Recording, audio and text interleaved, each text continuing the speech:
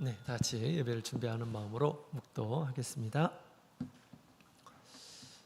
할렐루야. 주 예수 그리스도 이름으로 기도드립니다. 사랑의 예수님, 감사드립니다. 거룩한 안식일 하나님의 품에 있게 하여 주시고 또 주님 안에서 참된 은총을 받으며 살아갈 수 있도록 도와주셔서 감사드립니다. 고민 많고 또 우리 여러 가지 유혹 많은 이 세상에서 저희가 살고 있습니다. 수고하고 무거운 짐진 자들아 다 내게로 오라. 주님께서 말씀하셨습니다. 주님 안에서 참된 답을 얻고 주님 안에서 참된 쉼을 얻게 도와주시옵소서. 주님의 은혜 가운데서 우리가 살고 있음을 생각하며 그 은혜를 떠나지 않고 주님 안에서 또 진리 안에서 살아갈 수 있도록 저희를 붙들어 주시옵소서. 또한 오늘 이 시간 말씀을 통해서 우리 젊은 이 시기에 꼭 알아야 할 말씀 채우게 하시고 그 말씀 붙들며 살아갈 수 있도록 인도하여 주시옵소서. 모든 말씀 예수 그리스도 이름으로 기도드립니다. 할렐루야. 아멘. 할렐루야. 주 예수 그리스도 이름으로 우리 청년부 말씀 증거하겠습니다. 자, 오늘은 우리 하나님에 대한 믿음에 대해서 함께 배우는 시간 갖도록 하겠습니다. 기본신앙 첫 번째 내용인데요, 우리 하나님에 관한 첫 번째, 두 번째에 관한 것을 함께 말씀을 좀 드리도록 하겠습니다. 먼저 전문을 함께 보도록 하겠습니다. 전문 여러분들 많이 아시죠? 꼭 숙지하시고 뿐만 아니라 암송도 해야 되겠죠, 그죠? 자, 우리 아동부부터 가르쳤던 그런 말씀입니다. 예수 그리스도는 같이 한번 읽어볼까요? 시작. 예수 그리스도께서는 말씀이 육신이 되어 죄인을 구속하시기 위하여 십자가 위에서 대신 죽으시고 3일 만에 부활 승천하신 것을 믿으며 그분은 인류의 유일하신 구주시며 천지의 주제시고 오직 하나이신 참 하나님이심을 믿는다. 오늘 본문의 말씀은 이 말씀입니다. 이 말씀을 계속 배워왔지만 또 함께 좀 구체적인 그런 부분들을 함께 배우는 그런 시간이 되었으면 좋겠습니다. 기본 신앙은 우리의 신앙의 기초이죠. 기초가 약하면 또 뿌리가 튼튼하지 않으면 신앙이 언제 어느 때 위기가 이렇게 닥치게 될 때 넘어지게 됩니다. 그래서 우리가 기본 신앙은 정말 우리 하나님께서 구원을 주시는 그런 너무너무 중요한 그런 말씀이기 때문에 이 기본 신앙에 우뚝 서서 우리가 요동치 않는 그런 신앙생활을 했으면 좋겠습니다. 이 기본 신앙은 개인적인 어떤 사람이 이렇게 만들어서 세운 것이 아니라 우리 예수님께서 계시를 통해서 또 충성된 그 일꾼들을 통해서 우리 참 예수 교회에 주신 이런 말씀입니다. 그래서 참 예수 교회 우리 성도라고 한다면 어느 곳이든지 구원 얻는 이러한 사람들에게 끊임없이 이렇게 증가하는 그런 말씀입니다. 또 이 말씀은 우리가 복음을 필요하는 이러한 사람들에게 증가할 수 있는 또 좋은 복음의 도구이다라고 그렇게 말을 할 수가 있겠습니다. 그래서 우리 젊은 청년의 시기에 더욱 굳건한 그런 믿음을 이렇게 가지셔서 자기 자신의 신앙을 세우고 또 다른 사람의 신앙도 세우는 그런데 이렇게 활용이 되었으면 좋겠습니다. 그 첫 번째로는 우리 믿음의 대상에 대해서 잘 얘기해 주고 있습니다. 일반 교회 다니는 이런 사람들은 도대체 하나님이 어떤 분이시고 또 예수님이 어떤 분이시고 또 성령이 누구이고 잘 알지를 못합니다. 잘 그 관계를 이해하지를 잘 못해요. 그래서 하나님은 세 분의 하나님으로 이렇게 계시는 줄로 이렇게 생각을 하죠. 그러나 그렇지 않습니다.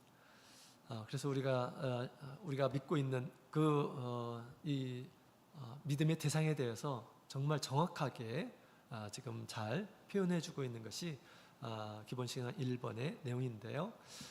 하나님의 믿음이라고 이렇게 되어 있는데 예수 그리스도에 대한 소개이죠. 예수 그리스도에 대한 소개입니다. 그래서 우리 기본 신앙 전문을 보게 되면 그 구조를 이렇게 잘 살펴보게 되면 예수님이 어떤 분이신가라는 것을 잘 얘기해주고 있죠. 그다음에 크게 해서 두 가지의 내용이 있어요. 첫 번째로는 예수 그리스도께서는에서부터 믿으며, 중간에 믿으며 있죠. 여기까지의 내용이 첫 번째 내용이죠. 이것은 예수님께서 이 땅에 오셔서 구속의 사역을 하셨다. 구속 사역이라고 하는 그런 말 많이 들어보셨죠? 그 부분에 해당되는 그런 내용입니다. 구속 사역을 하셨어요. 다시 말하면 죄 가운데 있는 이런 사람들을 건져내서 구원하시는 그런 일들을 하시려 예수님께서 오셨다라고 하는 그런 부분에 대한 내용을 기재해 있습니다. 예수님은 구속 사업을 완성하신 그런 분이시죠. 그 다음에 두 번째로 그분은 인류의 유일하신 구주시며 부터 믿는다까지는 예수님에 대한 정체에 대한 이야기가 지금 나와 있습니다. 예수님의 정체는 어떤 분이신가 라는 것을 지금 소개하고 있죠. 세 가지로 소개를 하고 있습니다. 그렇게 우리 전문은 그렇게 크게 두 가지의 내용으로 이렇게 그런 구조로 되어 있다라고 이렇게 생각하시면 되겠습니다. 자, 그러면 우리 한 가지 한 가지 같이 살펴보도록 하겠습니다. 오늘 큰일을 하고 오신 분들이 계시네. 오늘 어떻게 시험 잘 보셨나요? 은거영님? 진설 그럭저럭 봤어요? 네. 그동안 많이 이렇게 애쓰셨는데 자유로운 영혼이 되어서 하나님의 집에서 열심히 하나님의 말씀도 배우고 또 아이들과 이제 홀가분한 마음으로 결과가 나오기까지는 홀가분한 그런 마음으로 이렇게 참여해 주셨으면 좋겠습니다. 자, 우리 하나님에 대한 전문에 대한 내용을 몇 가지 같이 살펴보도록 하겠습니다. 하나님은 누구신가? 하나님은 우리 믿음의 대상 되신 우리 천지의 주제, 천지의 주인이다라고 그렇게 우리가 말을 할 수가 있겠죠. 이게 보편적인 하나님에 대한 인식입니다. 창세기 1장 1절 태초에 하나님이 천지를 창조하시니라, 하나님께서 세상을 창조하셨음을 선언하고 있는 그러한 내용입니다. 성경만이 이 세상의 창조주가 누구이다 라고 아주 분명하게 얘기하고 있죠. 히브리서 3장 4절에 있는 말씀을 같이 한번 큰 소리를 읽어보도록 하겠습니다. 시작. 집마다 지은 이가 있으니 만물을 지으신 이는 하나님이시라. 아멘. 사람에게 사춘기 때가 되면 도대체 내가 누구지? 내가 왜 사는 걸까? 나를 지으신 분이 누구일까? 이런 궁금증이 이렇게 있습니다. 그 궁금증에 대해서 아주 정확하게 성경은 얘기하고 있습니다. 우리의 주인이 계신다라고 하는 것이죠. 우리 중학생, 고등학생 때 정말 순수한 그런 믿음으로 진리를 탐구하는, 또 진리를 찾는 그런 시기다라고 그렇게 저는 생각이 됩니다. 저도 중학생 때부터 그런 마음을 가졌거든요. 이 세상에 왜 있는 거지? 나는 도대체 누구일까라는 그런 생각을 많이 이렇게 했었습니다. 그만큼 제가 사는 그런 환경들이 이렇게 많이 좋지 않기 때문에 그런 생각까지 이렇게 미쳤던 것 같습니다. 그래서 우리 중학생, 고등학생 시절에 정말 우리에게 주신 이성을 가지고 철학적인 이 질문, 진리를 찾는 그러한 이 질문을 하면서 우리 성경 안에서 또 주님을 만나는 그러한 신앙인이 되었으면 좋겠습니다. 세상의 모든 것들이 만들어진 것이 있는 것처럼 이보다 더 이렇게 정교하게 만들어져 있는 우주, 또 식물, 동물, 사람, 생명, 이런 이것을 설계하고 이것을 만든 분이 하나님이시다라고 그렇게 얘기합니다. 그래서 우리 하나님은 우리 피조물에 대해서 피조물들이 섬겨야 할 그러한 대상임을 얘기하고 있습니다. 하나님은 이와 같이 우리 천지의 주제이시죠. 그 다음에 몇 가지 질문을 할 수 있는데, 우리 지금 기본신앙 1번 전문이 우리 하나님에 관한 그런 내용이에요. 그래서 앞에 하나님은 도대체 어떤 분이신지, 우리 예수님을 믿지 않는 이란 사람들에게, 하나님을 믿지 않는 이란 사람들에게 처음 이제 다가가야 될 때 하나님이 어떤 분이신지, 막 구속 이런 것들은 그 다음에 대한 얘기죠. 우리는 어떤 존재일까, 하나님은 어떤 존재일까라는 것을 이렇게 좀 우리가 먼저 소개하고 얘기하는 것이 더 수월할 것입니다. 하나님에 대한 존재를 모르는 이란 사람들에게 이렇게 소개할 수가 있겠죠. 그런데 우리 하나님께서 이와 같이 조물주로 이렇게 계시는데 왜 사람들이 하나님을 믿지 않을까요? 왜 사람들이 하나님을 믿는 사람도 있고 또 믿지 않는 이란 사람이 하나님이 없다라고 그렇게 얘기하기도 하고 그러는데 왜 그럴까? 세상에 하나님을 다 믿었으면 좋겠는데 그 이유가 뭘까요? 왜냐하면 우리 하나님은 우리 눈에 보이지 않기 때문에 믿는 사람도 있고 믿지 않는 사람도 있고 그렇죠. 하나님이 눈에 보인다고 한다면 믿지 않을 사람이 어디 있겠습니까? 이게 사실인데, 그죠?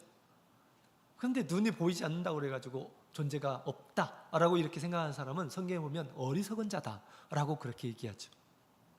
어리석은 자는 말하기를 하나님이 없다라고 그렇게 얘기한다라는 것입니다. 왜? 눈에 없다고 그래가지고 눈에서 보이지 않는다고 해서 없는 걸까요? 그렇지 않습니다. 여러분 바이러스 이것은 눈에 보입니까? 눈에 보이지 않아요. 여러분 마음이라고 하는 것은 우리 눈에 보입니까? 그렇지 않죠? 없다 할지라도 있는 게 있어요. 그죠? 영적인 영도 자, 그러면 우리 하나님께서는 왜 눈에 보이지 않을까요? 하나님은 왜 눈에 보이지 않을까요? 하나님은 영이시기 때문에 보이지 않는다 라고 하는 것입니다. 영적인 그런 존재, 그래서 우주에 충만한 그런 존재임을 성경이 얘기하고 있습니다. 이것을 믿는 이란 사람이 있고 믿지 않는 이란 사람이 있고 하는 것이죠. 그 다음에 세 번째로는 그렇다면 이 하나님은 영적인 존재이기 때문에 뭐 사람이 볼 수 없기 때문에 알 수 없느냐? 그렇지 않습니다. 하나님을 알 수 있는 방법이 있습니다. 무엇을 통해서 알 수 있을까요? 첫 번째로는 만물을 통해서 알 수가 있습니다. 그죠? 만물을 하나님께서 지으셨기 때문에 거기에 하나님의 속성, 하나님의 성품, 하나님의 능력 이런 것들이 충만하게 들어있어요. 그걸 통해서 하나님의 계심을 핑계치 못하리라 이렇게 이야기하고 있는 거죠. 이것을 우리가 자연 계시라고 합니다. 자연 계시를 통해서 하나님께서 당신을 나타내는 것입니다. 그 다음에 두 번째로 특수 계시가 있어요. 이 특수 계시라고 하는 것은 하나님께서 말씀을 통해서 당신이 계신다라고 하는 것을 드러내고 있다고 하는 것입니다. 이 특수 계시를 통해서 우리가 더 정확하게 하나님이 어떤 분이신지를 우리가 알 수가 있게 되는 거죠. 뿐만 아니라 우리가 체험을 통해서 우리 하나님을 알 수가 있어요. 우리 예수님 안에 있는 그런 신성도 체험을 통해서, 믿는 자들이 체험을 통해서 예수님이 누구인지를 이렇게 깨닫게 되는 그런 모습들을 보게 됩니다. 그래서 여러 가지 경로를 통해서 우리 예수 그리스도를 우리가 알 수가 있는 거죠. 잠언 8장 14절 같이 한번 읽어보겠습니다. 시작. 나를 사랑하는 자들이 나의 사랑을 입으며 나를 간절히 찾는 자가 나를 만날 것이니라. 하나님을 찾고 하나님을 구하고 하는 이런 사람들, 사모하는 이런 사람들이 우리 하나님을 만날 뿐만 아니라 마음이 정결한 자는 우리 하나님을 볼 것이다 라고 그렇게 이야기를 하고 있습니다. 자, 그리고 나서 이제 우리가 예수님에 대한 이야기를 할 수가 있죠. 예수님께서, 이 하나님께서 이 세상에 오신 분이 바로 예수 그리스도이시다 라고 그렇게 우리가 소개하는 것입니다. 우리가 오늘날 예수를 믿는데 예수의 뜻은 무엇일까요? 자, 하나님이라고 하는 그 말 자체는 하나밖에 없는 절대자를 이렇게 의미하는 것입니다. 하나님은 이름이 아니죠. 우리가 영어권에는 God이라고 이렇게 얘기하죠. 하나님, God, 너무나 큰 차이죠. 그 다음에 또 우리 중국에서는 신이라고 합니다. Son이라고 합니다. 신, 그죠? 그래서 우리 대단한 그런 존재, 절대자를 이렇게 부를 때 하나밖에 없는 유일한 존재, 이 세상을 주관하는 자, 뭐 이런 표현으로 이렇게 하나님이라고 하는 그런 말을 이렇게 씁니다. 그 말이 이름이 아니죠. 그죠? 호칭일 뿐이죠. 그 하나님께서 이제 하나님의 이름을 가지고 또 이 세상에 하나님의 이름을 증거하러 오신 분이 계십니다. 그분이 누구냐? 바로 예수 그리스도이시다라고 하는 것이죠. 자, 예수라고 하는 그런 뜻은 도대체 뭘까요? 예수라고 하는 뜻은 우리 천사가 알려줬어요. 같이 한번 읽어볼까요? 마태복음 1장 21절 시작. 아들을 낳으니 이름을 예수라 하라. 이는 그가 자기 백성을 저희 죄에서 구원할 자이심이라 하니라. 예수라고 하는 것은 구원하다라고 하는 그런 말이에요. 근데 조금 더 자세하게 천사가 지금 풀이해가지고 설명한 내용이죠. 이 예수라고 하는 그 말 그 자체에 예수님은 우리 당신의 이 세상의 백성들이 당신의 백성들이다 라는 것을 이렇게 얘기하고 있죠. 그분은 곧 하나님이시다. 하나님인데 왜 오셨는가? 죄 가운데서 그들을 구원하시려고 오셨다. 구속 사역을 하시려고 이 세상에 오셨다라고 하는 것을 드러내고 있습니다. 그 말 그 자체, 예수라고 하는 그런 말 자체에 이렇게 포함이 되어 있는 거죠. 예수라고 하는 그런 말은 정말 원어하고 비슷합니다. 우리가 예수라고 표현했는데 예수스, 이게 헬라어 명칭입니다. 예수. 너무 비슷하죠? 중국어에서는 야소라고 합니다. 예수, 대만 말로는 야소라고 하는데 좀 달라요. 그 다음에 영어로는 뭡니까? 지저스라고 이렇게 하죠. 원어하고 많이 차이가 납니다. 그럼에도 불구하고 좀 어감이 비슷하죠. 그래서 예수는 바로 이름입니다. 자, 그런데 우리 예수라고 할 때 그리스도가 꼭 뒤에 붙어요. 또 우리가 예수님을 믿을 때 예수님을 그리스도라고 이렇게 알고 믿습니다. 또 그렇게 믿어야 됩니다. 왜냐하면 그 당시 예수라고 하는 그런 이름들이 적었을까요? 많았을까요? 하나님은 나를 구원하시는 분이시다라고 하는 그런 표현인데 굉장히 많았겠죠. 그죠? 그래서 예수님을 호칭할 때 그리스도라고 오늘날 표현을 하는 것입니다. 예수 그리스도는 말씀이 육신되어 이렇게 시작을 하죠. 그리스도가 반드시 붙어야 돼요. 그리스도로 오신 예수를 우리는 믿는 것입니다. 자, 그렇다면 이 그리스도라고 하는 뜻은 무엇일까? 자, 그리스도는 같이 한번 읽어보겠습니다. 시작. 그리스도라는 말은 하나님께 뭐죠? 뭐 하고 있어요, 옆에? 그렇죠. 기름 부음 받은 자를 뜻한다. 시작. 구약 시대에 왕, 제사장, 선지자를 기름을 부어 세우셨다. 하나님께서 특별한 목적을 가지고 사람을 세우셨다. 그렇습니다. 기름 부음 받은 자라고 하는 것이 바로 그리스도예요. 기름 부음. 기름 부음이 도대체 무슨 뜻인가? 기름 부음. 하나님께서 이제 공적으로 이 제사장들에게 기름 부어서 그들을 제사장 삼으라라고 하셨습니다. 그래서 제사장 임명식을 해요. 이제 30세가 되면 그 제사장 임명식을 합니다. 그러면 반드시 이제 기름을 부어서 제사장을 삼아요. 뿐만 아니라 이 왕, 그다음에 이제 뭐 모든 왕들은 다 이렇게 하는 것은 아니지만 하나님께서 특별히 이렇게 기름을 부어서 왕으로 세우라. 사울도 그러고 다윗도 그러고 그러죠. 그래서 기름을 붓는 일들을 합니다. 그다음에 우리 선지자들 가운데서도 하나님께서 특별히 그 기름을 부어서 선지자를 삼으라고 한 그런 내용이 있죠. 엘리야에게 하나님께서 엘리사에게 기름을 부어서 선지자로 삼으라라고 그렇게 말씀하셨습니다. 기름. 그래서 기름, 물과 이렇게 완전히 구분되는 것이 기름이죠. 그래서 하나님께서 특별히 선택하신 특별한 목적을 가지고 선택한 이러한 사람들이 바로 이렇게 기름 부음 받은 자들이었습니다. 그 목적이 무엇일까요? 하나님께 사시고자 하는 것을 이들 통해서 하신다라고 하는 것입니다. 하나님께서 온 세상을 치리하시는 분이에요. 그래서 왕을 세워서 그 일들을 치리하게 하시려고 하나님께서 왕을 특별히 세우시게 하는 거고요. 또 우리 하나님께서 죄를 사하시는 분이십니다. 제사장들을 통해서 그 일들을 하시려고 하나님께서 제사장을 기름 부게 하신 것입니다. 또 선지자는 무엇입니까? 하나님의 말씀을 증거하는 자죠. 그래서 기름을 부어서 그 일들을 당신이 하시고자 하는 그런 일들을 하려고 했던 것입니다. 그처럼 우리 특별한 목적을 가지고 이 세상에 오신 분이 바로 예수님이십니다. 그 특별한 목적이 뭐냐면 왕과 제사장, 선지자의 일을 하시려고 진정한 왕으로서 오셨고, 진정한 대제사장으로 오시고, 진정한 선지자로 이 세상에 오셨음을 얘기를 하고 있는 것입니다. 그래서 과거에는 그렇게 생각하지 않았다 한다면 앞으로는 예수님을 이렇게 생각해야 돼요. 예수님은 나의 왕이시구나. 그죠? 왕이에요. 그래서 왕은 생사화복을 이렇게 판단하고, 그다음에 이 능력으로 그 권세를 이렇게 드러내시고 하셨죠. 그래서 예수님께서 이 땅에 오셔서 많은 기사 이적을 행하셨습니다. 능력을 나타냈어요. 예수님이 왕이심을 나타내는 것입니다. 큰 능력과 권세를 가지신 그런 분으로 판단하시는 일을 하십니다.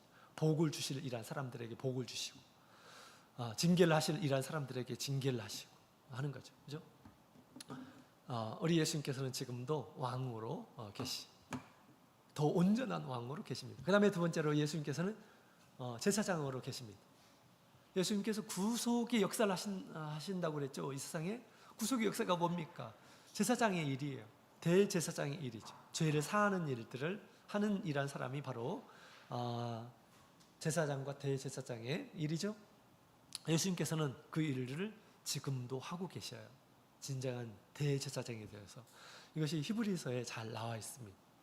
그 다음에 또 예수님께서는 선지자이기도 합니다. 하나님의 말씀을 증거하신 분이에요. 천국에 대한 말씀을 증거하신 분이에요. 그래서 우리가 성경을 보게 되면 예수님의 강화, 예수님의 말씀을 증거한 그런 내용들이 엄청나게 많습니다. 진리의 말씀을 증거하셨던 거죠. 마치 구약시대 선지자가 하나님의 말씀을 증거한 것처럼 우리 예수님께서 이 땅에 오셔서 말씀을 증거하십니다. 지금도 그 일들을 예수님께서 하신다라는 거예요. 우리는 예수님을 그리스도로 우리가 믿고 있습니다. 내가 뭔가를 알지 못할 때 누구한테 구해야 될까요? 예수님 좀 가르쳐 주십시오. 그죠? 예수님께 구해야 돼요. 또 우리가 죄가 있을 때 어떻게 됩니까? 예수님께 자백하며 예수님께 구해야 하는 것입니다. 또 우리가 능력이 부족할 때, 시험 가운데 있을 때 누구를 찾아야 돼요? 왕 대신, 만왕의 왕 대신 예수님을 찾는 것입니다. 그죠? 자, 그래서 우리 예수님의 신분을 그리스도다라고 그렇게 얘기하는 것입니다. 역사적인 역사적인 예수는 지금 하나님의 우편에서 이 일을 하고 계셔요. 왕으로서, 대제사장으로서, 그리고 선지자의 일을 지금도 하고 계시는 것입니다. 자, 그 다음에 우리 예수님의 정체에 대해서 첫 번째, 우리 성육신이 되신 하나님이라고 얘기를 하고 있죠. 그래서 말씀이 육신이 되어 라고 하는 그런 말을 성육신이라고 하는 것입니다. 거룩한 육신을 가지신 분이시다 라고 하는 그런 말을 그렇게 표현을 합니다. 요한복음 1장 1절을 같이 한번 읽어보겠습니다. 14절도 함께 읽어볼까요? 시작. 태초에 말씀이 계시니라. 이 말씀이 하나님과 함께 계셨으니 이 말씀은 곧 하나님이시니라. 요한복음 1장 14절. 말씀이 육신이 되어 우리 가운데 거하시매 우리가 그 영광을 보니 아버지의 독생자의 영광이요 은혜와 진리가 충만하더라. 아멘. 말씀이 곧 하나님이시다고 그랬는데 그 말씀이 육신이 되어서 오신 분이다 라고 그렇게 이야기를 하고 있습니다. 성육하신 하나님, 몸을 가지고 이 땅에 오신 하나님임을 사도 요한이 드러내고 있어요. 우리도 그렇게 믿고 있지. 그렇다면 우리 예수님께서 왜 하나님께서 그냥 딱 나타나시면 되는데 육신을 가지고 나타나신 것일까요? 그 이유가 도대체 무엇일까요? 성육신으로 오신 그 이유, 구속을 완성하기 위해서. 그죠? 왜? 로마서 6장 23절, 마태복음 20장 28절을 보게 되면 왜 예수님께서 육신을 가지고 오셨는지를 얘기해 주고 있습니다. 사람이 죄를 짓게 되면 그 죄의 대가를 이렇게 지불해야 돼요. 그죠? 하나님께 심판을 받아서 형벌을 받는 것입니다. 예수님께서 육신을 가지고 오신 것은 하나님으로 계신다고 한다면 그 일들을 수행할 수가 없는 것이죠. 우리의 모든 죄를 대신해서 형벌을 받기 위해서, 그래서 우리 구약 시대에 우리 죄를 진 이란 사람들은 소나 양을 통해서 이렇게 죄 사함을 얻는 그런 길을 열어놨죠. 이와처럼 우리 예수님께서 한 마리 어린 양이 되기 위해서, 또 세상 모든 사람들의 죄를 지기 위해서 우리 예수님께서 오셨음을, 육신을 가지고 오셨음을 얘기해 주고 있습니다. 구속 사역을 위해서 반드시 예수님께서는 몸을 가지고 이 세상에 오셔야만 한 것입니다. 그것을 우리가 하나님께서 구약 시대에 어린 양을 잡아라, 죄가 있으면 어린 양을 잡아라, 막 이런 말씀이 있는데, 앞으로 어린 양으로 오실 예수 그리스도에 대해서 이렇게 미리 보여주신 거죠. 근데 제가 이 궁금한 점이 있었습니다. 어떻게 예수님이 한 분 돌아가셨는데 모든 사람들의 죄를 사할 수 있을까? 그죠? 이거 조금 불공평한 거 아닌가라는 그런 생각이 들었습니다. 근데 나중에 이제 알게 되었어요. 여러분, 우리 생명의 가치가 있어요. 우리 동물의 생명하고 우리 사람의 생명이 비교할 수 있나요? 사실 비교할 수가 없습니다. 1000마리, 10,000마리하고 나의 생명하고 바꿀 수 있나요? 아무리 많이 동물의 생명이 있다 할지라도 사실은 바꿀 수가 없네요. 생명은, 그죠? 사람의 생명과 바꿀 수가 없습니다. 이처럼 사실은 우리 하나님 앞에서 우리 인간의 생명은 아주 더럽혀진 생명이에요. 형벌 받아야 될 그런 생명입니다. 그러나 예수님의 생명은 우리와 차원이 다른 그런 생명이에요. 거룩한 생명, 죄가 없는 그런 생명입니다. 그 하나의 생명으로 인해서 마치 우리 한 사람의 생명이 모든 수천 마리, 수만 마리의 동물의 생명과 가치가 다르듯이 그런 것입니다. 그래서 우리 예수님께서는 육신을 가지고 와야만 한다라고 하는 것을 이렇게 얘기할 수가 있겠죠. 그래서 죄인의 모든 죄를 담당하기 위해서 우리 예수님께서는 이 세상에 육신을 가지고 오셨습니다.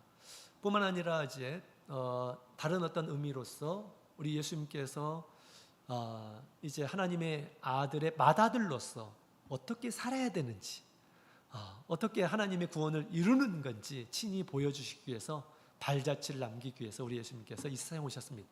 그래서 예수님께서 사실은 세례 받을 필요가 없어요. 그러나 이와 같이 하는 거다. 하나님이 의를 이루기 위해서 이와 같이 하는 거다. 예수님께서 사실 기도하고 마귀의 시험을 받을 이유가 없는 것이요. 그러나 예수님께서 그 시험을 받으시고 시험을 받을 때 이렇게 하는 거다라고 이렇게 말씀하시고, 또 끊임없이 기도하는 그런 모습을 보여주시고, 십자가를 지실 때 예수님께서 기도하시는 그런 모습을 보여주시고 하셨죠. 이것이 다 맏아들이 되어서 우리가 어떻게 우리 신앙을, 승리의 삶을 사는 건지 우리 예수님께서 본을 보여주시기 위해서 아들로 오셨음을 성경은 얘기하고 있습니다. 그 말씀이 로마서 9장에 있죠. 자, 그래서 성육신을 가지고 오신 그런 이유가 몇 가지가 있습니다. 자, 그 다음에 우리 예수님의 이제 부활이 있죠. 예수님의 부활. 예수님의 부활은 무엇을 얘기할까요? 승리를 얘기하는 것입니다. 사람이 죽으면 땅 속에 들어가죠. 그러나 거기에서 다시 살아났다는 것은 사망을 이긴 거예요. 사망을 이긴 것입니다. 또한 우리 예수님은 죄가 없으신 분이시다라고 하는 것을 증거하는 것이기도 합니다. 우리가 예수님을 위해서 다시 이렇게 일한 사람이 되었다면 예수님이 사망에서 이긴 것처럼 우리 또한 사망에서 이겨서 나중에 우리도 예수님과 같이 부활에 참여하게 될 것임을 예수님께서 친히 보여주셨습니다. 죽으신 후에 다시 부활한 것처럼 우리도 예수님을 따라서 죽고 다시 부활할 때가 올 것임을 얘기하고 있습니다. 어떤 사람들이 영생의 부활에 참여할까요? 어떤 사람들이 부활에 참여할 수 있을까요? 자, 우리 고린도전서 15장에 있는 말씀을 같이 읽어보겠습니다. 시작. 그러나 각각 자기 차례대로 되리니 먼저는 첫 열매인 그리스도요, 다음에는 그리스도 강림하실 때에 그에게 붙은 자요. 아멘. 예수님의 생명에 딱 붙어있는 이러한 사람이 예수님께서 오실 때 영생의 부활에 참여하게 될 것이다 라고, 이렇게 영광스러운 부활에 참여하게 될 것이다 라고 이렇게 얘기합니다. 그에게 붙어있는 자, 그에게 붙어있는 자. 여러분, 예수님께 붙어 있습니까? 네, 예수님께 붙어 있어야 돼요. 일단 이 교회가 뭡니까? 예수님의 몸이라고 그랬죠. 예수님의 몸에서 떨어져 있으면 될까요? 마른 가지와 같을 것이다 라고 그렇게 얘기하죠. 예수님의 몸에 붙어있는 이란 사람이 되어야 됩니다. 또 그 붙어있다라고 하는 그런 이 표현은 예수님께서 부활을 위해서 주신 그 성례가 있습니다. 그 성례 중에 뭘까요? 나엘이? 우리가 예수님께서 설립하신 성례가 있습니다. 거기 성례를 참여하게 되면 마지막 날 부활하게 될 것이다 라는 그런 말씀을 해주셨는데 그 성례가 뭐죠? 예? 그 성례가 뭐지? 참예수교의 성례? 네? 참예수의 3대 성례가 뭐예요? 세례, 성찬례, 세정례. 마지막 날 부활하게 하는 그런 성례가 뭐지?